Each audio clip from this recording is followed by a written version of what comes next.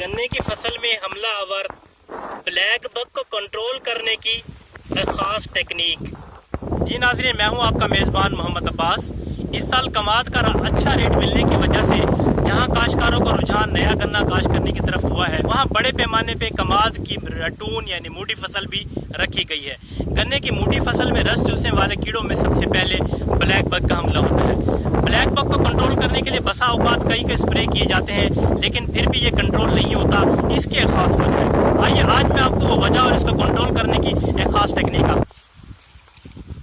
Black bug ज्यादातर गन्ने की मूडी रेटून फसल में हमलावर होते हैं। इसके बच्चे और बालिग कीड़े पत्तों के गुच्छों के इन दरमियानी हिस्सों में इज्तिमाई तौर पे रहते हैं और रस चूसते रहते हैं।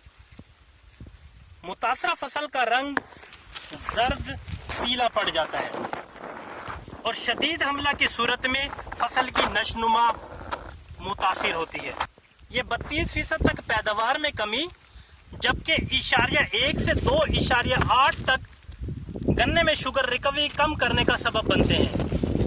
ब्लैक बग मौसम सरमा अक्टूबर तक मार्च का वक्त गन्ने के मुढ़ों के गिर्द मिट्टी में 5 से 8 सेंटीमीटर गहराई में वक्त गुजारते हैं और जैसे ही मार्च अप्रैल में मौसम गर्म होता है, ये गन्ने के मुढ़ों से निकलकर मट्टी से निकलकर पत्तों के गुच्छों के इन दरमियानी हिस्सों में शिफ्ट हो जाते हैं और पत्तों का रस चूसते रहते हैं।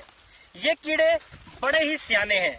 जब हम फसल में पानी लगाते हैं तो ये जमीन से मट्टी से निकलकर पत्तों के ऊपर गुच्छे में शिफ्ट हो जाते हैं अपने आप को पानी से बचाने के लिए। और जब इनको मारने के लिए इसके ऊपर को स्प्रे किया जाता है तो ये स्प्रे से बचने के लिए पत्तों के इन गुच्छों से निकलकर जमीन में इन खुश्क दरारों में शिफ्ट हो जाते हैं। यही वजह है कि इनको मारने के लिए जो स्प्रे किया जाता है उसके खातिर खा नताइज नहीं मिलते। इसको कंट्रोल करने के लिए सबसे पहले काम तो आप ये करें कि गन्ने की मूडी फसल में हल्का लेकिन जल्दी जल्दी पानी लगाएं। पानी लगाने से एक तो गन्ने की मुढ़ों में मिट्टी के अंदर मौजूद इसके अंडे और बच्चे खत्म हो जाएंगे। दूसरा यह है कि जब पानी लगेगा तो जमीन खुश्क होकर जो दरारें पड़ती हैं, जो इसकी छुपने की जगह होती है, वो दरारें पानी से खत्म हो जाएंगी, तो इन ब्लैक बग को छुपने की जगह नहीं मिलेगी। दूसरा ये काम करें कि खुश्क फसल में आप स्प्रे ना करें। स्प्रे करने से पहले फसल को पहले पानी लगाएं, फिर खड़े पानी में या गब में चलते हुए आप स्प्रे करें।